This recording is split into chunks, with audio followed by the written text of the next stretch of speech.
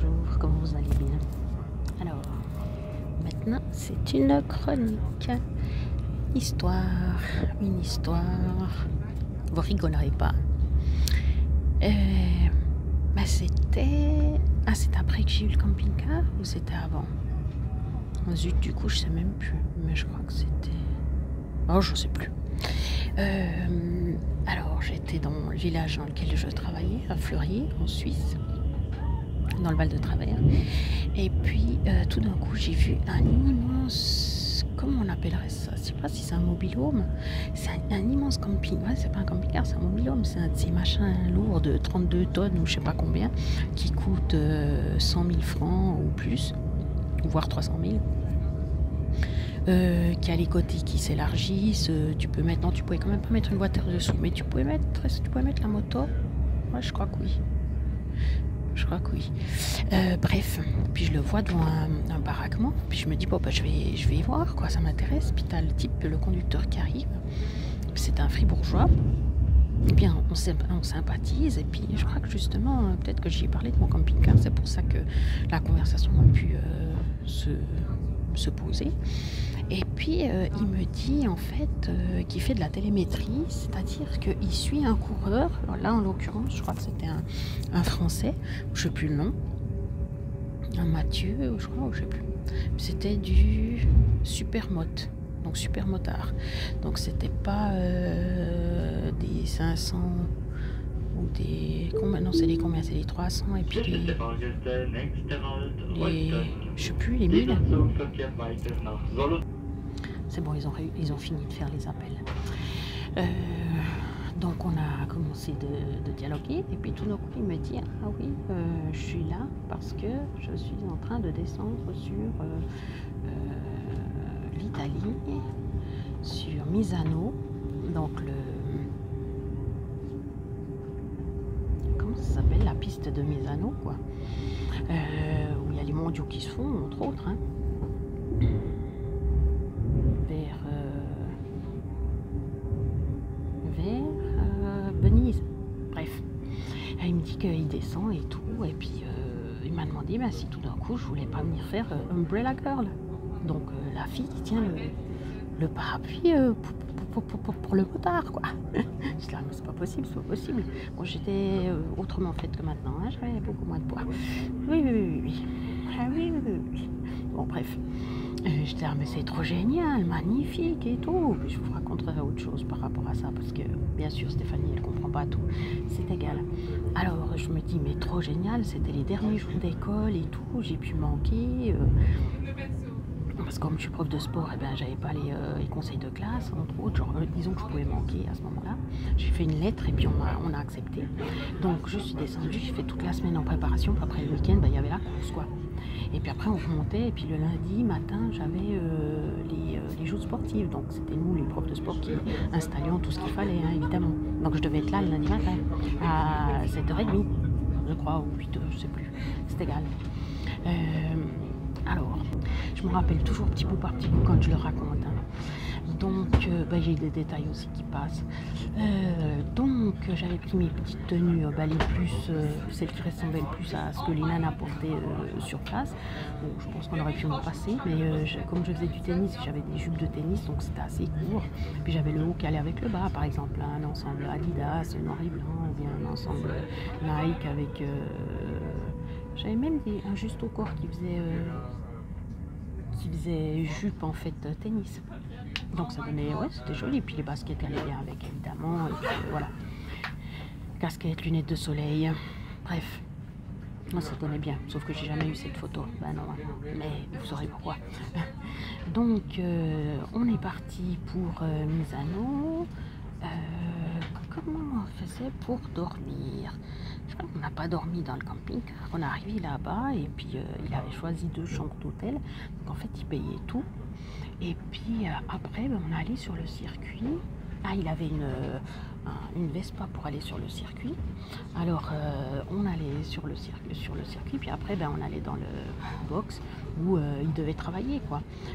Il faisait ses essais, chaque fois il y avait les essais, et puis il contrôlait et tout. Donc, j'ai pu tout voir de près, j'ai pu aller dans un box, mais j'ai été jamais j'ai été dans une. C'est juste incroyable. Et puis, du coup, là, je me perturbe parce qu'il y avait des gens. J'étais dans le box, donc j'ai pu voir le box. La première fois, il m'a amené jusque devant la piste, donc c'est quelques mètres plus loin. Hein. Et puis ils faisaient leurs essais et tout. J'ai eu les motos qui sont passées devant moi, c'était juste incroyable. Mais ce bruit, mais ça m'a fait le même effet que quand. C'est un peu comme quand tu as un lion qui te rugit devant, c'est juste hallucinant. Tant que tu l'as pas vécu, tu sais pas quoi. Il y a tout, il y a le souffle de l'air, il y a la vibration au sol, il y a le son, oh mon Dieu. Donc il y avait ça, et puis à quoi je pensais? Je me suis décalée là. Ah oui, que ça me faisait penser à la fois où j'étais allée à Berne voir un match de hockey qu'on m'avait invité. Ouais, parce que toutes les sorties que j'ai faites, c'était quand on m'invitait, parce que sinon je sortais pas.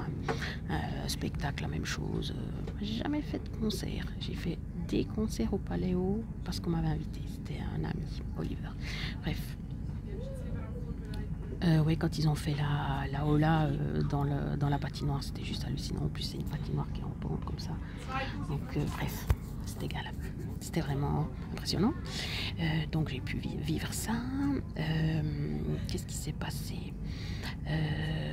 J'ai pu voir aussi leur style de vie, enfin comment ça se passait. Donc en fait ils s'entraînaient, mais le soir c'était chaque fois de l'alcool. Il y avait les nanas qui étaient là exprès pour les coureurs, donc je vous explique pas, hein. Donc c'est pas des prostituées, mais c'est des... Comment ils appellent ça? Mince, comment à la télévision là? C'est pas des call girls, c'est des... Mince, je sais plus, bref, celles qui s'occupent de vous quoi. Donc déjà là, pas du tout mon style de vie, parce que moi, alcool, bof. Et puis moi, je suis plutôt genre, quand je suis avec quelqu'un, je suis avec quelqu'un. Hein. Enfin voilà, mais je ne juge pas. Hein. Et puis, je suis tombée sur un coureur qui était mignon, c'était un Espagnol. Et puis on a sympathisé, bref. Mais il n'y a rien qui s'est passé. Hein. Et puis moi j'aurais bien voulu qu'on continue de se voir, mais je pense que j'ai été un petit peu trop gamine pour lui. Ma façon de faire était un peu trop naïve, parce que je pense qu'il aurait justement voulu qu'il se passe quelque chose, et puis moi pas. Voilà, donc il m'a fait faire le tour de la piste, donc j'ai pu aller sur la piste. Ouais, trop cool. Et puis après, je sais plus comment ça s'est passé. Je crois que justement celui qui m'avait accompagné, enfin qui m'avait amené jusque-là, il a pété les plombs parce qu'en fait, je pense qu'il voulait que je sorte avec lui. Et puis moi pas évidemment, parce que déjà je le connaissais pas trop. Et en plus il me plaisait mais alors pas du tout. Il était presque plus petit que moi. Il faisait 2 fois mon poids ou 3 fois mon poids. Il avait les dents qui tombaient. Non, mais c'était terrible. Bon, bref. Il avait le droit d'être comme ça, sauf que j'avais pas envie d'être avec lui. Et puis, alors un soir je suis rentrée plus tard parce que justement j'étais avec l'autre, l'espagnol, et puis il a pété un plomb, puis il m'a laissé sur place, donc il est rentré à l'hôtel sans moi, et puis bref c'est là qu'il a compris que je sortirais pas avec lui, donc c'était la catastrophe. Après ce qui était drôle, c'était que... Voilà, drôle si on veut. Il m'avait dit que j'aurais justement les cartes qu'il fallait pour être un peu partout, quoi. Parce qu'en fait, tu as différentes cartes, tu peux être dans différentes zones. Il y a celui qui peut aller jusque sur la piste, puis il y a ceux qui peuvent aller que en tant que spectateur, etc. Forcément, les cartes d'accréditation. Et puis, en fait, on m'a pris, je crois, 3 fois ma carte, parce qu'en fait, j'avais pas le droit d'être où j'étais. Et puis, quand j'ai fait Umbrella Girl, ils sont venus jusque sur la piste pour me chercher, parce qu'ils m'avaient reconnu, en fait. Parce que 2 ou 3 jours, ils m'avaient enlevé la carte. Et puis voilà, du coup, j'ai pas pu faire jusqu'au bout. C'est pas grave, de toute façon, moi, je m'en fiche, je l'ai tenu, ce parapluie. Et puis... donc ça déjà c'était aussi une expérience déjà de faire quelque chose de pas correct. Mais je me disais mais c'est pas possible, il m'a dit qu'il me faisait la carte, si j'ai une carte j'ai le droit, non franchement. Bon bref, mais il a dû faire des magouilles je suppose parce qu'il voulait m'impressionner ou je sais pas. Et puis après qu'est-ce qu'il y a eu? Et puis après justement il était super en colère parce que je voulais pas sortir avec lui. Alors quand on est remonté c'était dans une ambiance, mon Dieu. Ouais, il était plus du tout sympa comme avant, forcément. Et puis en plus, on a crevé ou je sais pas quoi. Puis on devait être là justement le lundi matin, machin. On arrivait à, je sais plus, on arrivait à 7h15, puis je commençais à 7h30. Donc je vous dis pas, puis il faisait chaud, puis il faisait... bon. Et puis en plus, justement, lui qui tirait la tête et tout, parce que... Puis qui ne voulait plus savoir rien de moi, quoi, forcément. Alors en même temps, on pourrait dire, ouais, mais t'as profité de lui. Non, c'est lui qui m'a tout proposé. Je vois pas, quoi. Après, il m'explique pas, il me dit pas que c'est lui qui a payé, il me dit pas ci, il me dit pas ça. Enfin bon, c'était pas ça. L'important, c'est l'histoire. Puis c'est ce que j'ai cru sur le moment. Ça m'ouvrirait des portes. Puis là, des gens ils diraient, mais ça va pas, Stéphanie. Mais après aussi, c'était la descente, la déception. Quand j'ai vu le monde... Quel monde c'était, le monde de la... Ouais, du moto, moto, des circuits de moto, quoi. Puis ça fait penser à autre chose, encore à un autre monde que j'ai découvert. Et puis je me dis, mais c'est pas du tout ça, c'est pas du tout moi. Puis pour finir, je me dis, mais dans quel monde, quel est mon monde, justement? Parce qu'à chaque fois, je vois que je suis pas comme ça. C'est ça qui fait que c'est un peu bizarre. Depuis petite, je me dis, mais je fais quoi là? Je fais quoi là? Je suis où? Je fais pas partie de ce monde. Voilà, bref. Donc voilà. Mais c'était une super épopée, j'ai des super souvenirs. C'était vraiment... déjà de voyager, j'adore. En plus, on était dans ce immense camping-car. Je veux dire, c'est toutes des choses que j'aurais jamais pu vivre. C'est comme avec le lion de mer. J'aurais jamais pu vivre ça si j'avais été... D'où c'est que je vous ai dit qu'il venait de Patagonie? Si j'avais été en Patagonie, comme j'ai dit, c'est pas possible. Tu peux pas arriver sur une plage comme ça et espérer avoir une conversation avec un lion de mer. Tu te fais bouffer avant d'avoir posé un seul doigt de pied, un seul knégui. Bon, voilà. Ouais, je l'aime beaucoup cette histoire. C'était en été, de nouveau, c'était génial. Je me sentais bien dans ma peau. Ah, et puis c'était intéressant de voir ça. Ah oui, puis il parlait aussi de la mafia des pneus, que c'était Pirelli qui avait le monopole et tout, alors qu'il y en avait plein d'autres qui en vendaient, mais non, là, justement, c'était une mafia, quoi. Alors déjà là, t'es là, ouais, bon, super. Ça fait un peu peur. Bon, ben voilà. Prenez soin de vous.